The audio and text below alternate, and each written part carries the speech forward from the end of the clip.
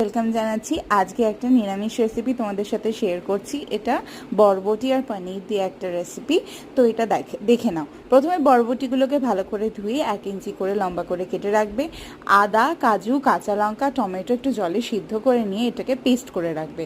অল্প একটু সামান্য তেলে বরবটিগুলো একটু ভেজে রেখে তারপর সেই কড়াইতে তেল দিয়ে শুকনো লঙ্কা, জিরে, গোটা গরম মশলা ফোড়ন দিয়ে একটা তেজপাতা ফোড়ন দিয়ে বাটা মশলাটা আমি অ্যাড করে দেবো।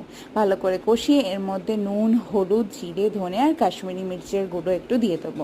কষে গেলে ভাজা বরবটিগুলো অ্যাড করে দেবো। তারপর এটার পরও কষে গেলে আমি কি গ্রেট করা পনিরটা অ্যাড করে দিচ্ছি। সামান্য একটু চিনি দিচ্ছি। এই সময় তোমরা নুনটা চাইলে অ্যাডজাস্ট করতে পারো। তারপরে মশলা বাটি ধোয়া জলটাও অ্যাড করে দিলাম। এবার ভালো করে কষিয়ে নিয়ে এটা ঢাকা দিয়ে কিছুক্ষণ রেখে দেবো। বরবটিগুলো সিদ্ধ হয়ে গেলেই দেখো নামিয়ে দিয়েছি।